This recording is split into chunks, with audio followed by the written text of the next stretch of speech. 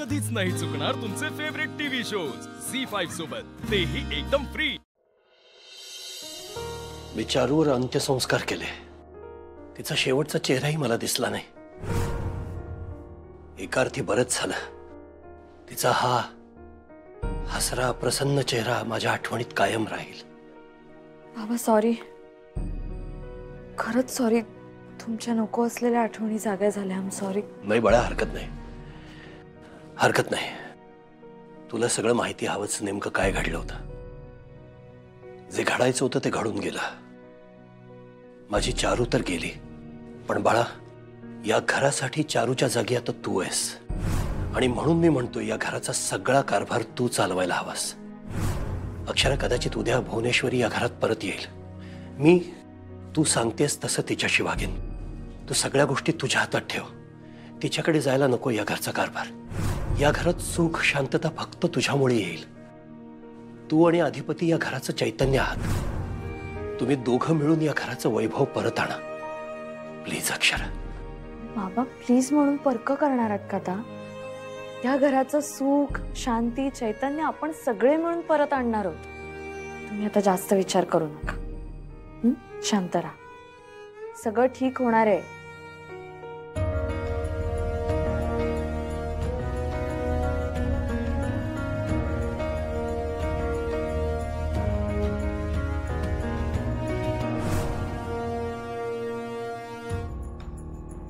एक dead body होती, चारूशी मिळती जुळती, म्हणजे तिच्यासारखीच साडी, साधारण तिच्यासारखंच मंगळसूत्र, चेहरा ओळखण्याच्या पलीकडचा होता।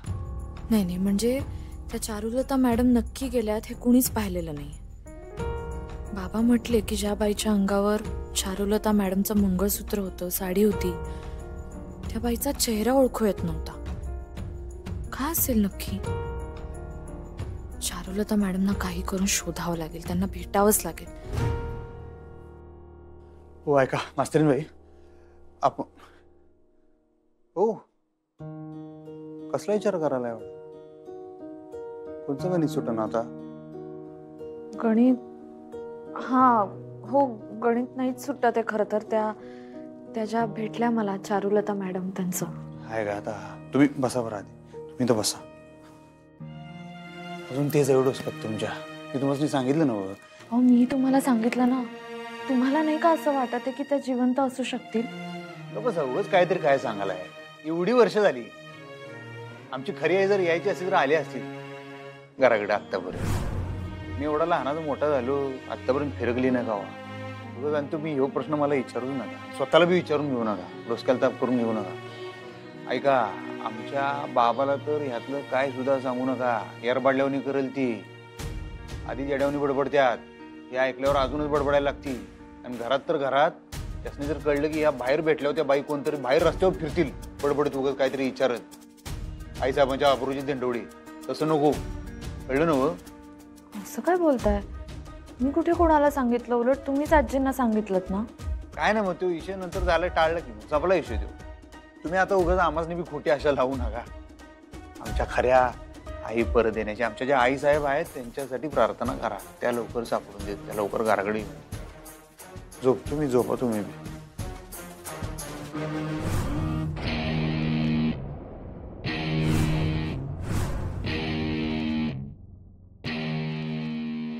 आता कोणी काही म्हणू, त्या मॅडमना मी बघितलंय स्वतःच्या डोळ्यांनी। अधिपतींनी बघितलं असतं तर त्यांनी विश्वास ठेवला असता माझ्यावर। आता काही झालं तरी मी चारुलता मॅडमची माहिती मिळवणार, त्यांना शोधून काढणार। कारण बाबांनी जे जे काही वर्णन सांगितलंय त्यांच्याबद्दल, ते सगळं वर्णन मला भेटलेल्या त्या मॅडमना तंतोतंत लागू पडतं। तसं असलं तरी एवढ्यावरच कुठल्याही निष्कर्षावर येणंही बरोबर नाहीये। पण त्यांना भेटायला काय हरकत आहे? पुन्हा भेटून त्या कुठे राहतात, काय करतात, या सगळ्याची चौकशी करायला काय हरकत आहे? त्यानंतरच काय ते ठरवता येईल।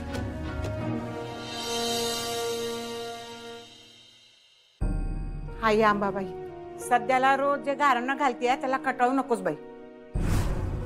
काय करणार? जवळ माझी भूव या घरात येत नाही ना, तवर अशी तुझ्या समोर उभी राहून तेच गारणं घालणार आहे बघ। ती माझं व्रतच आहे समज।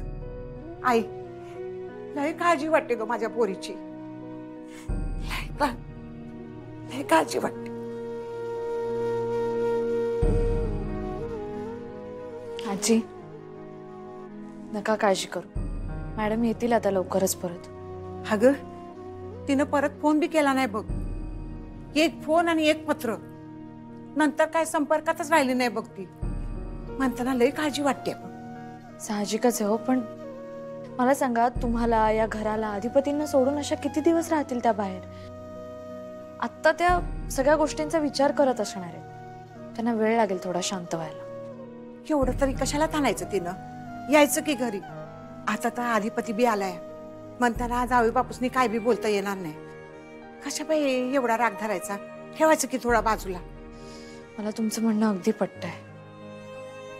ते जाऊ दे, मला सांगा, तुमचा देवीवर विश्वास आहे ना? हाय की.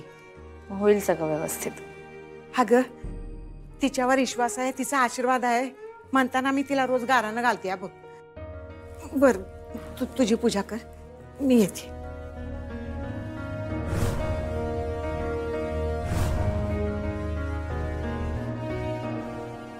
देवी, जे मला माहिती आहे ते तुलाही माहिती आहे. त्या दिवशी ज्या भेटल्या त्या चारुलता मॅडमच असणार.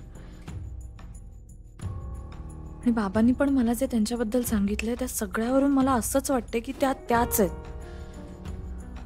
फक्त ना मला काही करून त्यांच्यापर्यंत पोहोचू, मला तर काही कळतच नाहीये.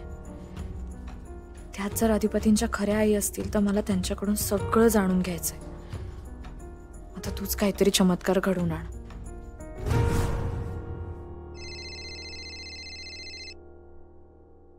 क्या बोल. काही नाही भावा, एक अर्जंट डिलिव्हरी आहे आणि खूप मोठी ऑर्डर आली. तू कधी येतोस फॅक्टरीमध्ये? हा माहिती की, काल बोलणं झालं की आपलं, त्यासाठी यायलाच लागलो. ठीक आहे. अरे अशा जर का मोठ्या ऑर्डर येत राहिला ना तर आपलं काही खरं नाही बघ. अरे लय भारी झालं क्या मर्दा, मोठी ऑर्डर होती आणि टाइम कमी होता रे. सगळ्या कामगारांनी आपण सगळ्यांनी मिळून जोर लावला, म्हणताना वेळेत कंप्लीट झालं आणि आता डिलिव्हरी करू शकणार आहे आपण. हो ना. नाही, आणि मेन म्हणजे सगळ्या महिला कामगारांनी सपाट लावला कामाचा, म्हणताना झालंय. बायकांचं असंच असतंय, एकदा काम मनावर घेतलं की तडीच नेल्याशिवाय शांत होत नाहीत. आईसाहेब पाहिजे होते रे ओंक्या, हे बघायला लय खुश झाले असते. कुणीकडे गेले तरी आईसाहेब, काय कळलं ना बघ. सगळ्या महिला कामगारांचा त्यांनी सत्कार केला असता, माहिती आहे काय? 100% तुला सांगतो. हो ना, आज आईसाहेब पाहिजे होत्या फॅक्टरीमध्ये. अरे आपण महिला कामगारांची भरती करायची जेव्हा निर्णय घेतला ग नाही, तेव्हा आईसाहेब सगळ्यात जास्त खुश झाल्या, माहिती आहे ना तुला? भावा, तुझ्या मेहनतीचं फळ आहे जे आता दिसायला लागलंय. ही आयडिया करूया, थांब ओंक्या, एक काम करूया. आता ही ऑर्डर पोचली का नाही मुंबईला, सगळ्या महिला कामगारांचा आपण सत्कार करूया. काय साडी चोळी देऊन. वा, खरंच मस्त आयडिया आहे. आईसाहेब इथं असते तर त्यांनी तेच केलं असतं ओंक्या, आहे की नाही? मोठा कार्यक्रम करूया, कार्यक्रमाची बातमी होऊन जाऊ दे. ही बातमी जरी पोचली का नाही, आईसाहेब जिथं असतील तिथं जर पोचली नाही बातमी, आई शपथ आईसाहेबांनी एवढं भारी वाटेल का नाही. निदान ती बातमी पोचल्यावर जरी त्या परत येतील रे, आहे की नाही? आणि त्या परत आले की मग सगळ्या कामगारांनी एकत्र आपण पार्टी देऊन टाकूया, जिंकी पार्टी करूया. बघ तू धुळाच काढूया मग, आणि बघ हे होणार, तू लवकरात लवकर होणार बघ तू. खरंय भावा. तू लवकर इकडे, पावसा पाण्याचे दिवस आहेत, परत घाटात ट्रॅफिक असतं, आपला माल वेळेवर पोहोचला पाहिजे तिकडे. हा हे काय निघायच लागले, आलो 0 मिनिटात येतो. हा चल. झी5 ॲप डाउनलोड करा आणि पहा सर्व एपिसोड्स एकदम फ्री.